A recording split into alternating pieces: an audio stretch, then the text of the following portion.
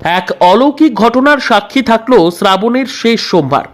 মূলত শ্রাবণ মাস মানেই শিব ভক্তদের কাছে একটি বিশেষ মাস, আর তার মধ্যে সোমবার শিব ভক্তদের কাছে একটি বিশেষ দিন।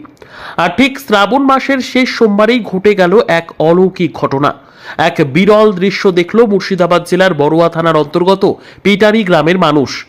মূলত শ্রাবণ মাসের শেষ সোমবারে পেটারি গ্রামের মঙ্গলচণ্ডী মন্দিরের গর্ভগৃহে যে শিব ও মঙ্গলচণ্ডীর মূর্তি রয়েছে, সেই শিবকে জড়িয়ে ধরে বেশ কিছুক্ষণ পুজো নিলেন এক বিষধর সাপ।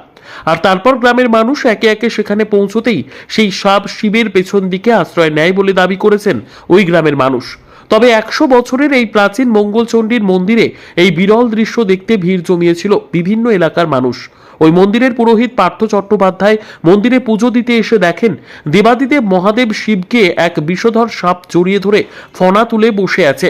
আর সেই খবর জানাজানি হতেই ঘটনাস্থলে একে একে ভিড় জমায় বিভিন্ন এলাকার মানুষ। তবে সেখানে দর্শনার্থীরা পৌঁছতেই সেই বিষধর সাপ আশ্রয় নেয় মহাদেবের মূর্তির পেছনে। তবে এই ঘটনাটি কতটা অলৌকিক বা কতটা যুক্তিযুক্ত, সেটা দর্শকদের নিজ নিজ ভাব প্রকাশের উপর নির্ভর করবে। আজকে একটি অলৌকিক ঘটনা এই মন্দিরের মধ্যে ঘটে যাচ্ছে বা ঘটছে। যেমন একটি বিষাক্ত খড়ির সাপ, যেটা হচ্ছে দুধের খড়ির সাপ, প্রথমে বাবার এই মানে বডি থেকে ত্রিশূলের ওপরে জড়িয়ে ঠিক এইরকম ভাবে বসেছিল।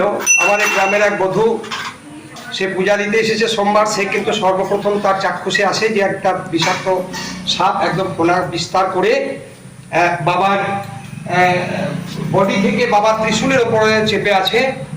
তো যাই হোক, আমি এলাম, আমি এত চেষ্টা করলাম যে ঠাকুর পূজা তো করতে হবে তোমার। তা বাবার পিছনে আবার প্রথমে বান গোসাইয়ের কাছে ডান দিকে ঢুকে যাওয়ার পরে আবার পুনরায় বাবার কাছে গিয়ে বাবার পিছনে এবং মায়ের পিছনে গিয়ে আশ্রয় নিয়েছে।